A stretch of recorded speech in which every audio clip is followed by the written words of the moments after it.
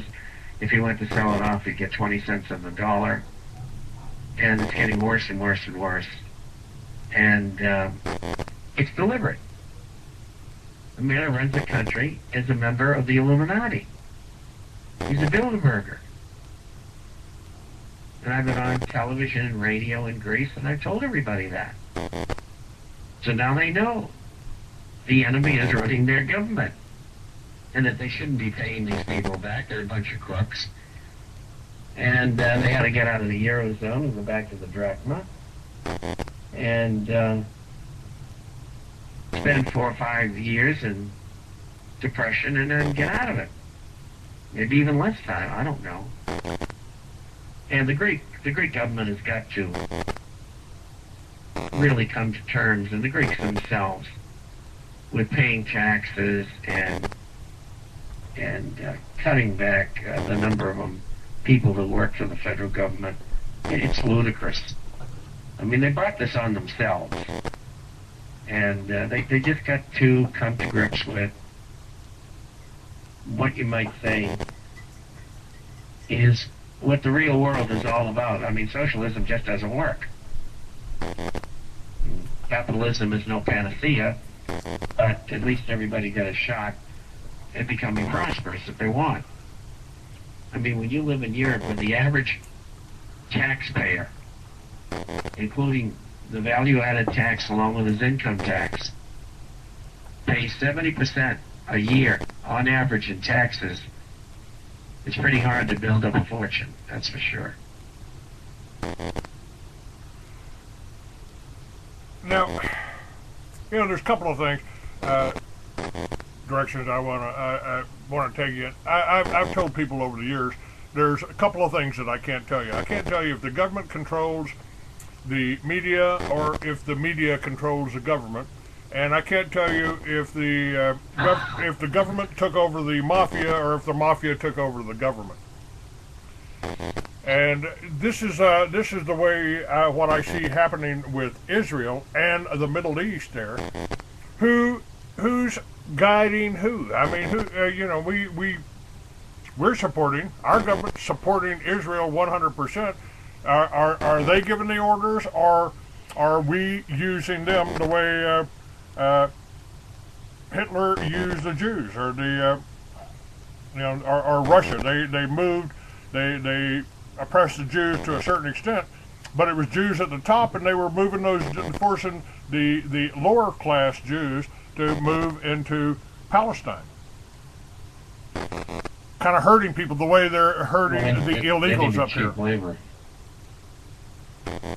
Is this what it's all about? What's cheap that? Labor? Is this what it's all about? Cheap labor there in Israel? I mean, because that's certainly one of the issues in the forefront. Why else would the federal government be suing Arizona when we're trying to stop the illegals? Is it all about labor? Well, they want the illegal aliens in the United States in order for them to pay taxes and to give business cheap labor, and it also relieves the population density in other countries, in this case particularly Mexico, and that's a fact. And Mexico's doing very well. I mean, the GDP's up 7.5%, and inflation's about 4%, and they're not booming, but they're doing very well. And you say to yourself, well, how does that happen? And it's because, one of the reasons is because a lot of people, like 15 million of them, who are now 30 million in the United States, they left because they couldn't make a lot of money. And they thought they could do that in America. And the government in Mexico thought that's fine. And we don't have them, wandering around here looking for something to eat or looking for a job. And so it was a population release as well. I mean, it's ridiculous that Mexico and other countries would sue the state of Arizona for their laws. You gotta be kidding me. I mean, dumber than dumb. Everybody knows why they've done what they've done. They're criminals. I mean, you don't tell your people, look, get out of the country. There are too many people here. Go a little north there. Go a little border. This is how you get there.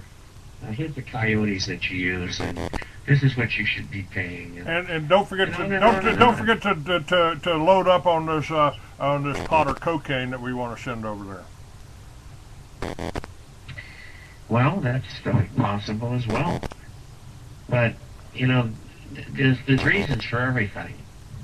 Nothing happens by chance or coincidence. It's all planned.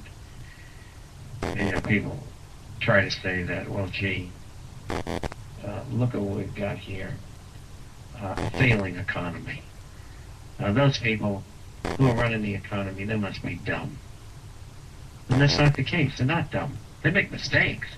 Sometimes they go bankrupt. Yeah, But collectively, they're very smart. And so why are we in the position we're in? Because it was created that way. Pretty simple. When you get along this line of thought, a conversation between James Forrestal and Joe McCarthy comes to mind. McCarthy made some comment about these Zionists and this communists being stupid, and Forrestal said no. Stupidity, consistency is not a mark of stupidity. If they were just stupid, occasionally they'd make a mistake in our favor.